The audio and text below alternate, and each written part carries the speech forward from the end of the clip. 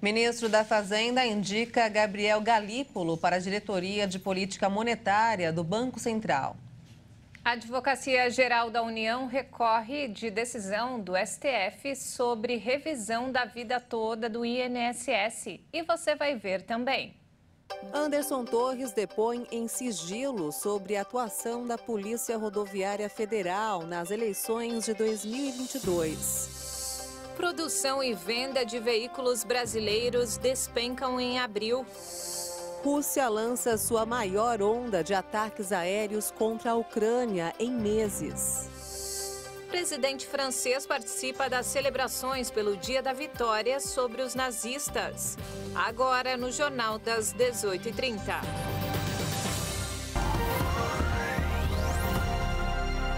Olá, boa noite. São 18h33 pelo horário de Brasília. Boa noite. Você acompanha agora as principais notícias do Brasil e do mundo desta segunda-feira.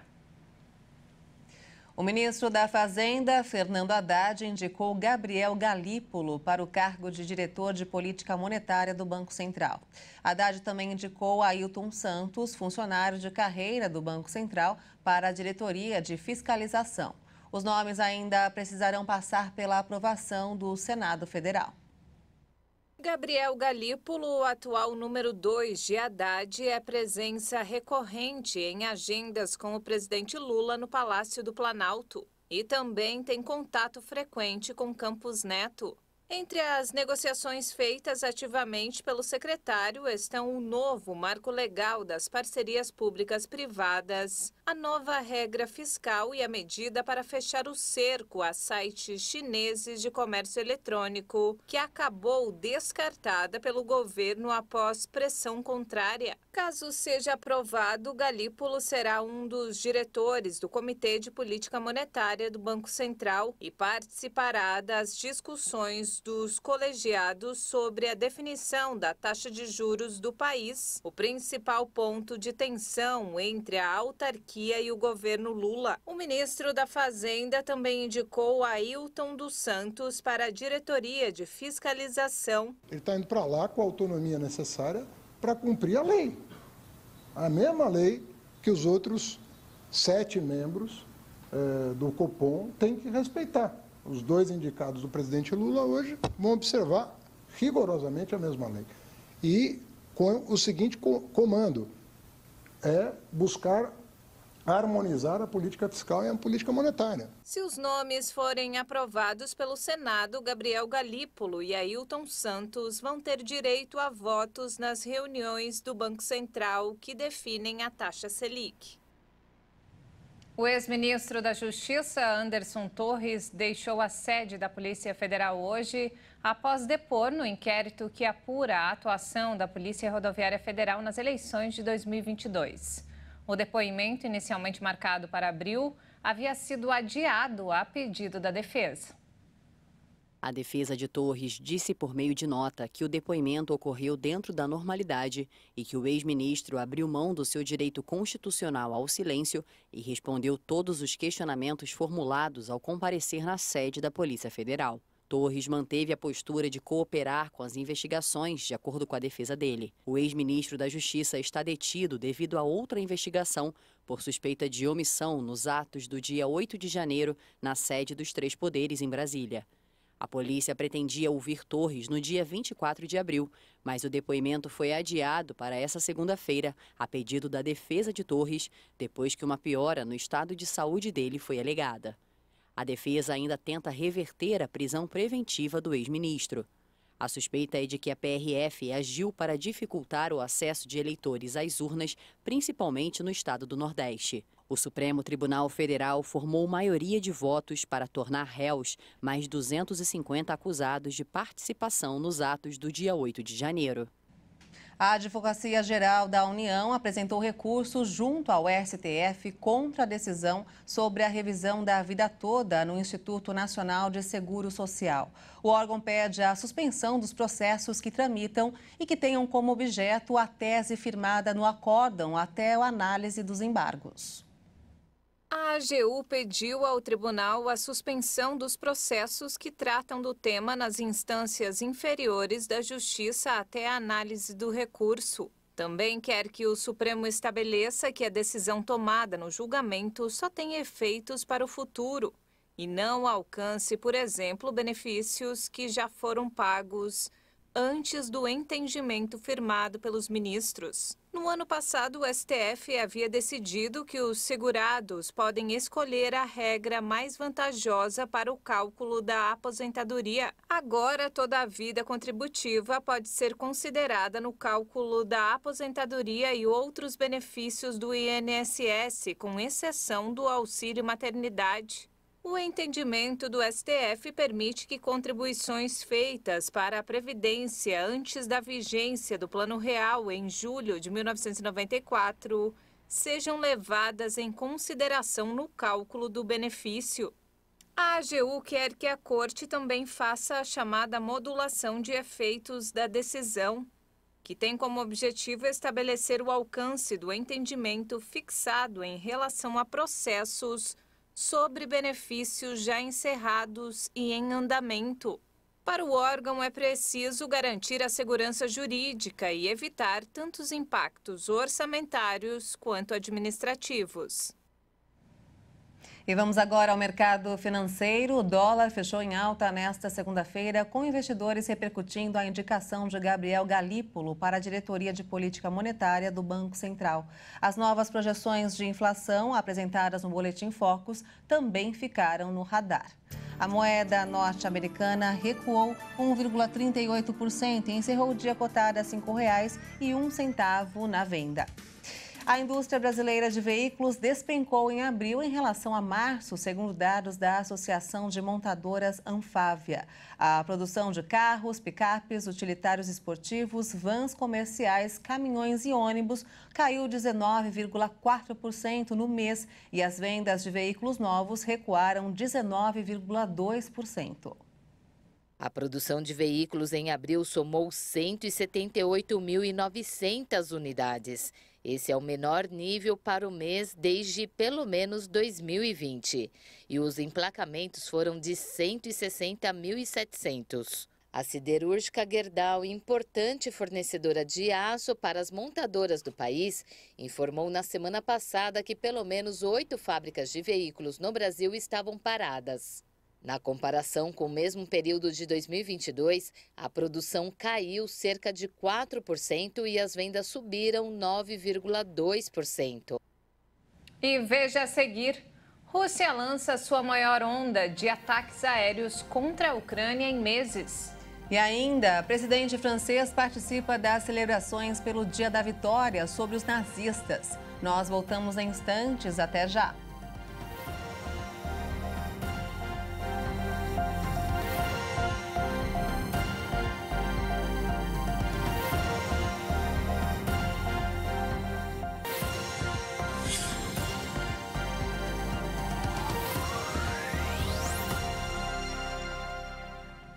Estamos de volta, 18 horas e 42 minutos, pelo horário de Brasília. E vamos agora direto ao Rio de Janeiro com informações desta segunda-feira com o nosso repórter Anderson Nascimento. Boa noite, Anderson. Boa noite, Maria Alice e Juliana. E olha só, criminosos roubam uma joalheria em Petrópolis. As câmeras de segurança do local flagraram a ação da dupla. Os 2 homens entraram na loja localizada na rua Paulo Barbosa, no centro de Petrópolis, e fingiam que eram clientes. Um deles conversou com a vendedora e pediu para ver as joias em uma das vitrines. Quando a mulher abriu a porta de vidro, o criminoso anunciou o assalto e começou a colocar os produtos na mochila. O comparsa que estava no balcão ameaçou os clientes e uma outra funcionária que começou a passar mal. Com medo de que alguém do lado de fora do estabelecimento percebesse a situação, o suspeito ainda tentou acalmar a trabalhadora e logo depois pegou mais joias antes de sair. O prejuízo para a loja foi estimado em cerca de R$40 mil. A polícia militar foi acionada e realizou busca na área da mata que fica perto da joalheria, mas só encontraram as 2 motos utilizadas pelos criminosos. Bem, eu fico por aqui e amanhã eu retorno com mais notícias do Rio. Até lá. Anderson, muito obrigada. Ótimo início de semana para você. Obrigada, Anderson, e até amanhã. O Brasil registra um acidente aéreo a cada 2 dias, segundo dados do CENIPA. A repórter Maria Clara Leite tem mais informações. De janeiro de 2012 a abril de 2023, foram registradas 1.878 ocorrências com todos os tipos de aeronaves no Brasil. Ao todo, 844 pessoas morreram em parte desses acidentes. Segundo o CENIPA, o Centro de Investigação e Prevenção de Acidentes Aeronáuticos da FAB, a Força Aérea Brasileira, os helicópteros são mais fatais. Nesse período, o país registrou 159 ocorrências com helicópteros, 53 delas com mortes. Já entre os aviões, foram 1.091 ocorrências, sendo menos de 300 fatais. Isto está se referindo à formação dos profissionais, pilotos, controladores de tráfego aéreo e também mecânicos e demais profissionais. A aviação geral, ela saiu da enfermaria e está na UTI. A fiscalização e a formação desses profissionais precisa ser urgentemente reformuladas pelas autoridades aeronáuticas. Bem, o estado de São Paulo lidera o número de acidentes nesses últimos 10 anos, com 386 ocorrências. Quase o dobro do segundo colocado, o estado do Mato Grosso, com 194. E nos destaques internacionais, olha só, a extrema-direita chilena teve uma grande vitória nas eleições que definiram os 50 integrantes do Conselho que vai elaborar uma nova proposta de constituição para o país. Caso aprovada, a nova Carta Magna vai substituir a atual herdada da ditadura de Augusto Pinochet.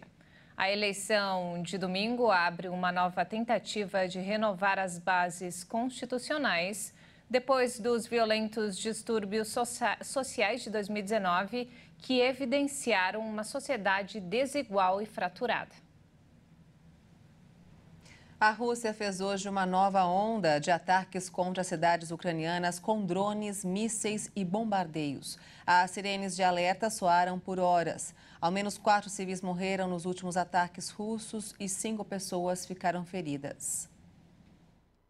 Um depósito de alimentos foi atingido por um míssil russo na cidade de Odessa, no Mar Negro, e ficou em chamas. 3 pessoas ficaram feridas. Também foram relatadas explosões em Zaporísia e Kherson, no sul do país. O prefeito de Kiev acusou a Rússia de disparar 60 drones de fabricação iraniana contra alvos ucranianos. 35 deles foram interceptados. Os destroços destruíram apartamentos e estabelecimentos na região.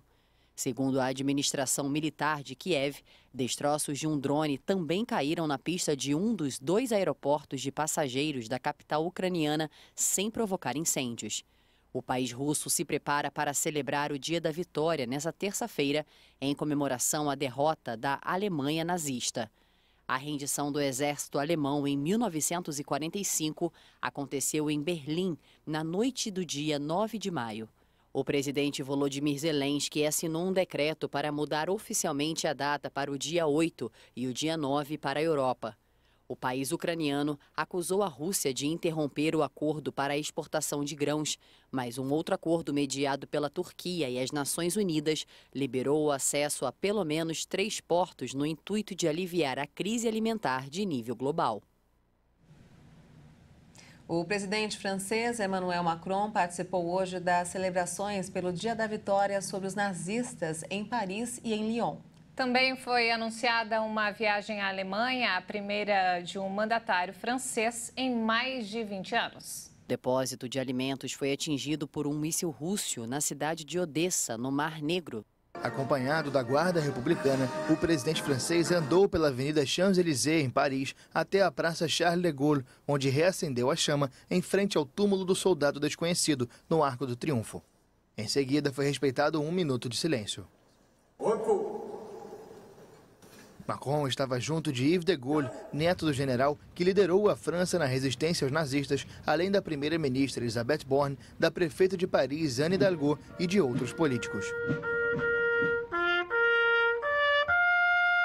Macron também foi a Lyon nesta segunda, onde prestou homenagem a Jean Moulin, um dos heróis da resistência francesa.